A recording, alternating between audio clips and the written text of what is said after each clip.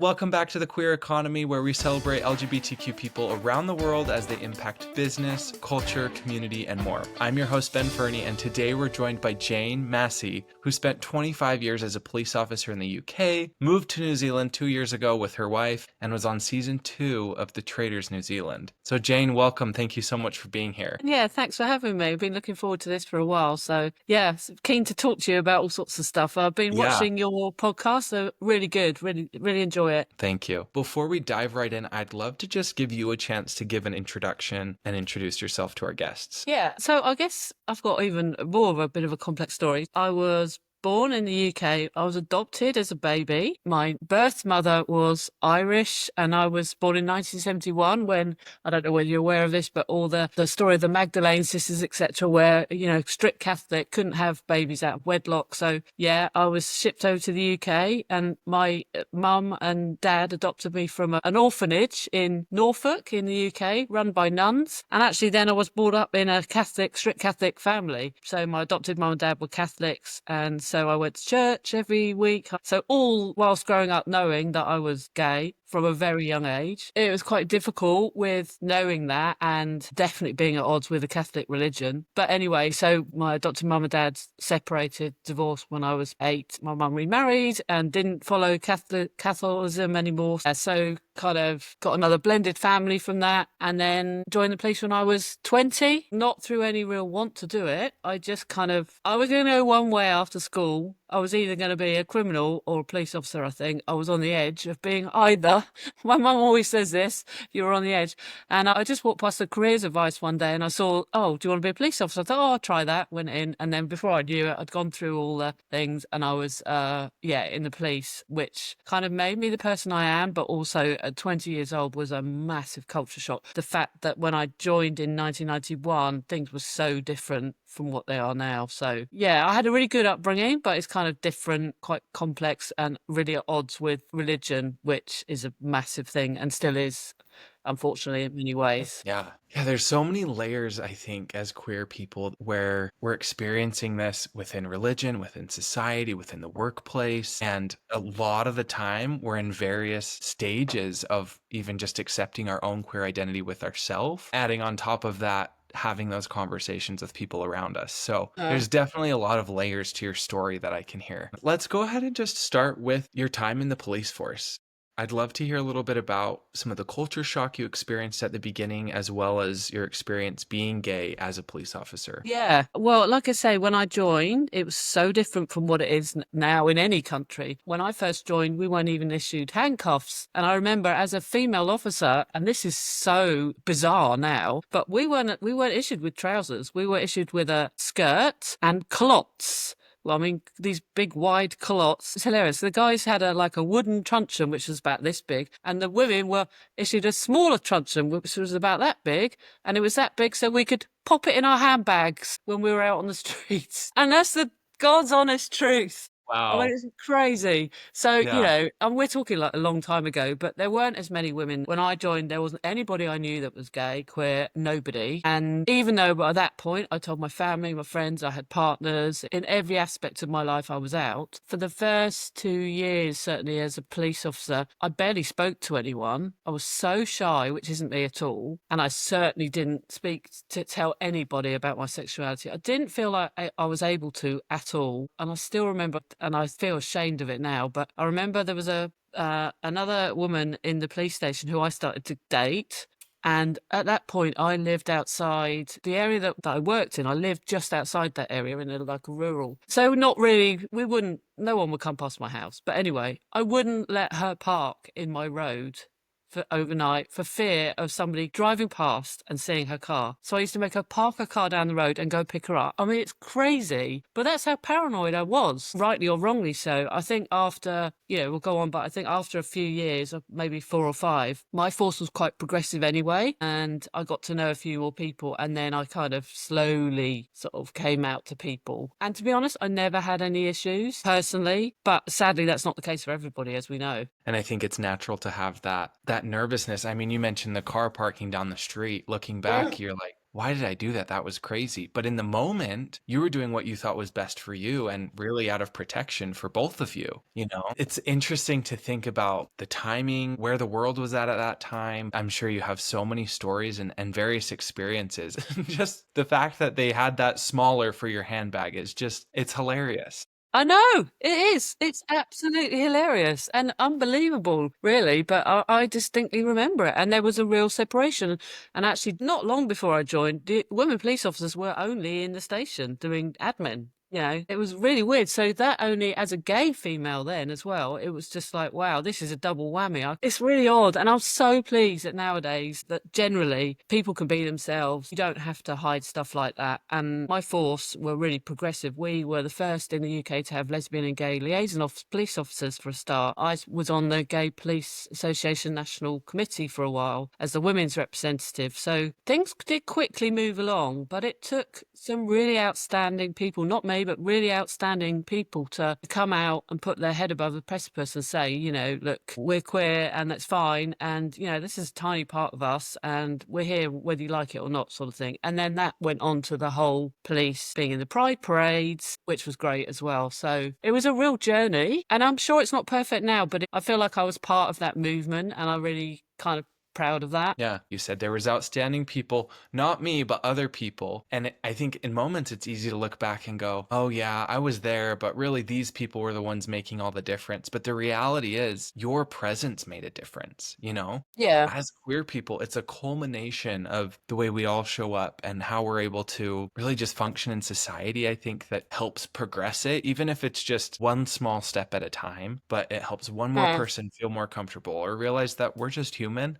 We want the same things. We want to have a family. We want to have a, you know, a successful career or what have you. Yeah, I think so. And there's so many moments on my journey that I remember. And one thing that really sticks out for me is that one of my really good friends now in the UK, he was my crewmate. So in the police for like the whole time I was there. Him and his wife are like really good friends of ours. We're going to go back to the UK and spend some time with them next year. But I remember me telling him that I was gay. And I remember I went to his house and him and his wife were sat there. First thing he said to me was, "Oh, what a waste." And I was like, "What do you mean, what a waste?" He was like, "What a waste of, you know, you could get married and have kids." And we laugh about it now. And he was like, "I can't believe I said that. I don't know what I was thinking." He wasn't like, "Oh, I'm not going to speak to you because I now found out you're gay." It was just, what a waste. I was thinking, no, what I wanted to say to him was, no, this is not a waste. I'm living my best life here. I wouldn't want to be any other way. I'm really happy being gay, queer. And like I say, he's a really good friend now, but it's just interesting how people just didn't know how to take it in those days and how and what to say and often would say the wrong thing. So yeah, that one really sticks out in my mind as well. But generally, I was really lucky in the police, had really good experience. It made me the person I am today and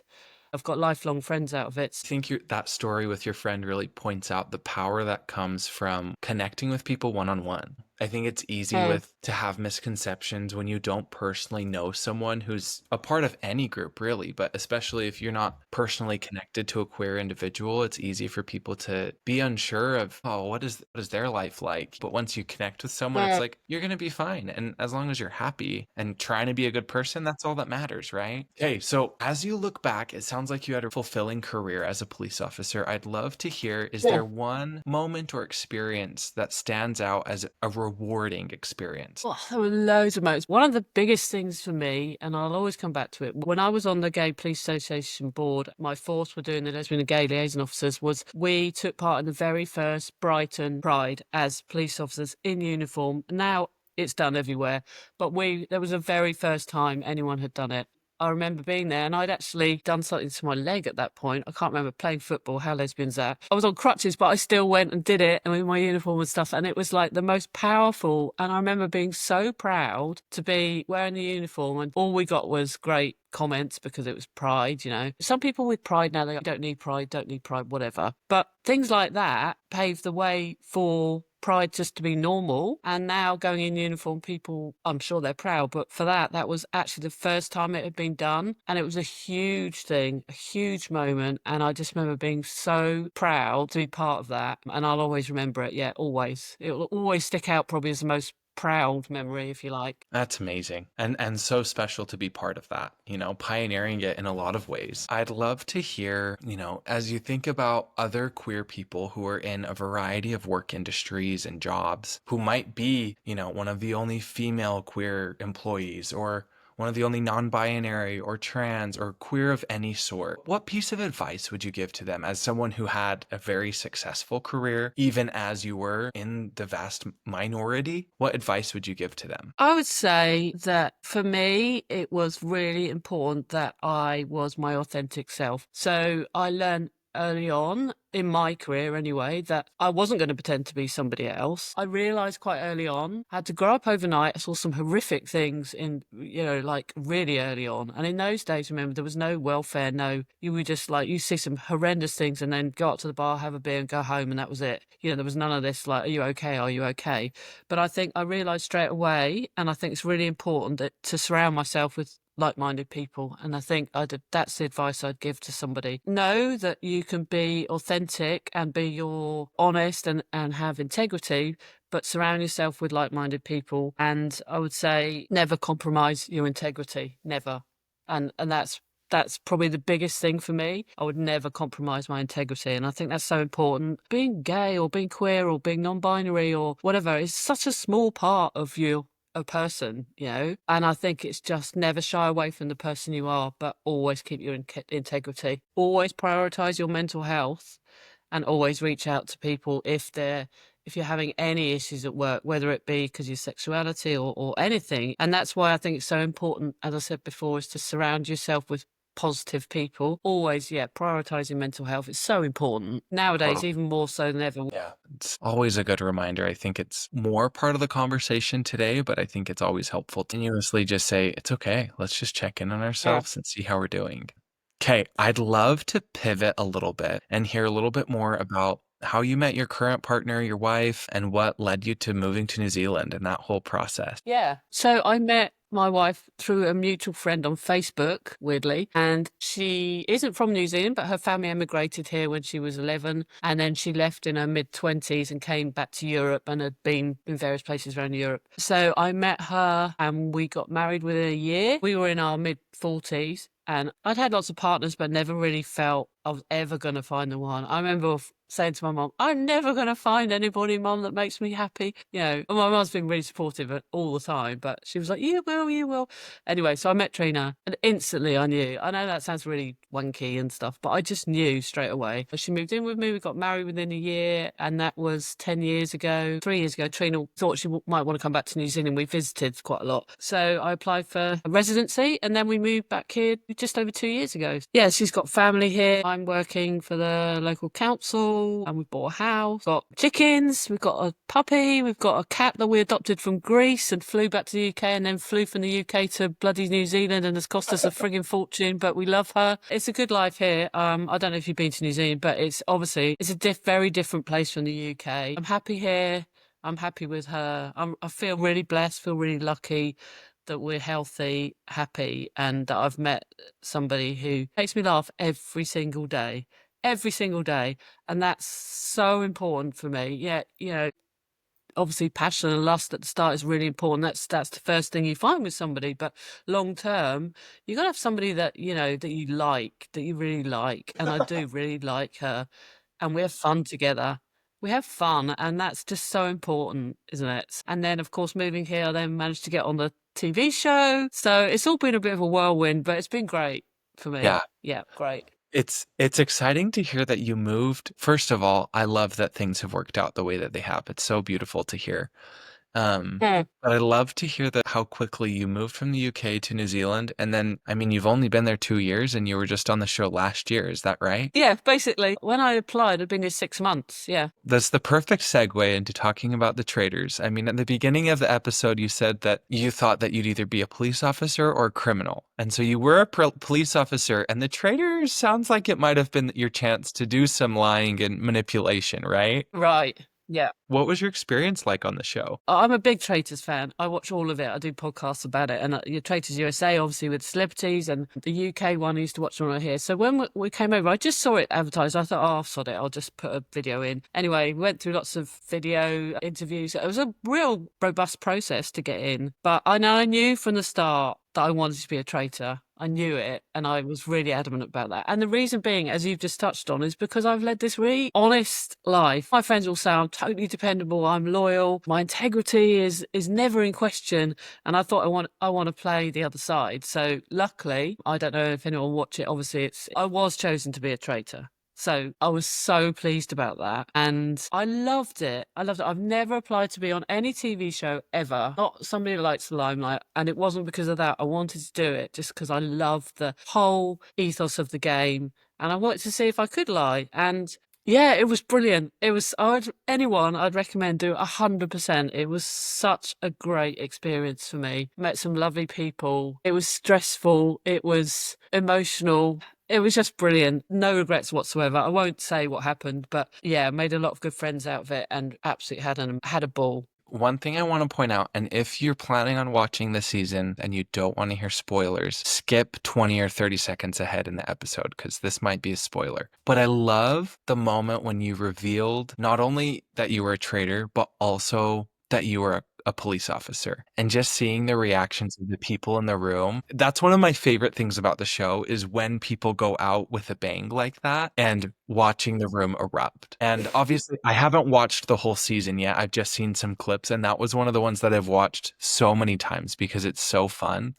But did you find it hard keeping your work identity and your previous job a secret, and to be lying and lying about being a traitor, or was it pretty easy? No, I didn't find it hard about my occupation because that'd been in the UK and I was in New Zealand. I kind of compartmentalised that fine. It was a previous job, so I wasn't lying about my role. What I found hard, I didn't find it hard to lie, but what I really realised about myself is that 20 years ago, I was ruthless, and I would have been ruthless. And I realised that actually, even though I can lie, I actually do care about people's feelings, and you do get friendships in there. And I just thought, I can't be that horrible to people. Yeah, there was an opportunity, I won't spoil it, there was an opportunity where I could have got somebody and probably should have done, but I just realised I couldn't be that ruthless. So although lying to me was okay, and actually I didn't find that too much of a problem, I couldn't intentionally take people down, but I know that 20 years ago I could have done. I've obviously chilled a bit as I got older. Before I went in there, all my friends in the police were like going, oh, you're going to be brilliant, you're going to win this, you're so ruthless, you've got this, Jane. And when I got in there, I was like, oh my God, I can't. I'm a bit of a wuss with this, I actually like that person, I can't do it to them,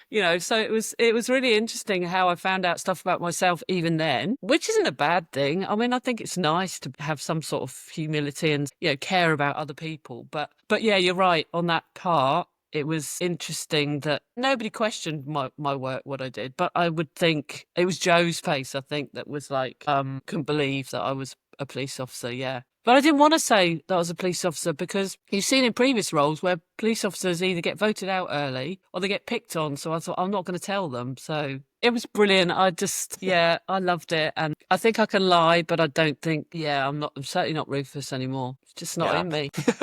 Well, I think that really paints a picture of how real those relationships are. If you're just watching from the couch, it's easy to judge and go, oh, come on, you could do this or whatever. But if you're not physically there, you're not experiencing everything that comes with it, right? Yeah. And you're only seeing bits, on the TV. None of it's scripted at all. None of it. It's true that actually when the cameras are off, you're not allowed to speak to each other. It's blindfold, all sorts of things. But you do make genuine friendships. You do see people upset off camera because of reasons. And I was one of the older ones there. And you kind of just feel like, I see someone in their 20s getting upset and I think, oh, Christ, that could have been me, or that could be my daughter or my son. I mean, it's crazy because it's a game, but it's so hard to just separate your feelings from just being that ruthless that it's a game. And some people do it really well, and kudos to them, but not me.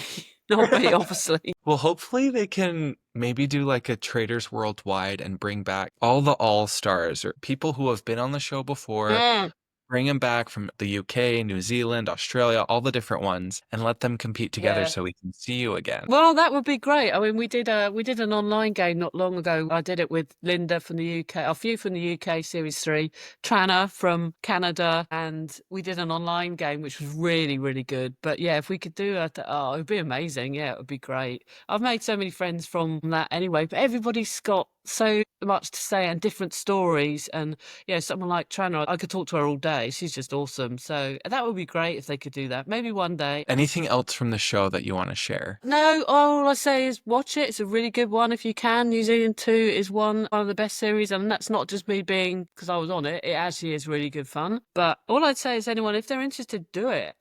Grab these chances you have. Don't regret stuff in life, and I will 100% would do it again in a heartbeat. And what advice would you have for someone when they're making their video and applying to go on a show like this? Just be yourself, actually. Be yourself. That's all I did. I did a 1-minute video, didn't rehearse it. I would say be yourself. Don't pretend to be something you're not. But yeah, don't pretend to be something you're not. And yeah, if you're interesting and you can give something in that 1 minute, then obviously, your luck might be in. So try it. Awesome. Perfect. We're approaching my favorite part. It's the Yeah. way we wrap up every episode, where we just do a lightning round of just some fun, kind of lighthearted questions. First one is, what is your favorite food in the UK, something that's unique to the UK, and in New Zealand, something that's unique to New Zealand? Food in the UK, Sunday roast dinner. That's it. One thing I miss in the UK is a proper roast dinner. They don't do proper roast here. And in the New Zealand, what do I love? Their pies. Their pies are awesome here. Mince and cheese pie. Oh, yeah, definitely pies. Awesome. Okay, next question. What do you like to do? You mentioned that you and your wife have tons of fun. What are some of the things you like to do for fun in your free time? So I love doing podcasts personally, but I guess what we like to do, we live near the beach, I said. So there's nothing better for me. Like after this podcast, we're going to go for a nice long walk on the beach with our puppy who's just a year old and go for a coffee and brunch somewhere. And that's kind of what we love to do at the weekend. Yeah, we do love traveling. That's another story, but before we moved to New Zealand, we spent 2 years traveling the world. We just rented a house out and we went round the world volunteering with animals for 2 years, went all over the world. So we do love to travel as much as we can. But yeah, our ideal day is just going for long walk on the beach, just having fun with each other. And yeah, coffee's always got to be included. Awesome. What is your favorite place that you've ever traveled to? God, my favorite thing that blew me away that is amazing is still Machu Picchu in Peru. You can see as many videos and photos of it. Unless you actually go there and experience the awesome of it, it was just the most amazing place we've been to. But country-wise, India, absolutely loved India. We spent quite a lot of time there. Love to go back. Went through all of Asia and loved Asia, but yeah, India. Yeah, I agree with Machu Picchu. I had the chance to go, 6 years ago. Stunning. Oh, it's amazing, isn't it? Yeah, it's amazing. And India is on my list, so hopefully I can make it. Oh, India is just amazing. I love India. It's just it's so crazy and so what you think it's going to be, but everyone awesome. You've got to go. We're going to do 2 more questions. Your all-time favorite dessert? Biscotti cheesecake. Got to be. Used to be banoffee pie, but biscotti is like such a thing now. And yeah, if we're feeling really bad, like as a treat, we can go and get biscotti cheesecake. So yeah, it's got to be that. Okay, my last question. If you were to get into an elevator and the other person in the elevator is your younger self, what would be the brief message that you'd say to your younger self? Okay, so I've thought about this. I would say, so boys aren't boring. They're just not your type. Don't worry about it. Don't stress about it. And actually, the other thing is being a tomboy will one day be super cool. It might not be now, but it will be. And the last thing I'd just quickly say is don't stress about not being happy with partners. You will one day find the love of your life. Yeah. Perfect. Okay, Jane, thank you so much. It's been so fun to chat with you. That's it for today's show. Thank you for tuning in. Please be sure to rate and review this episode as well as share it with your people. Be sure to follow us and Jane on all major social platforms. Until next time, be kind, be bold, be you. That's all for now.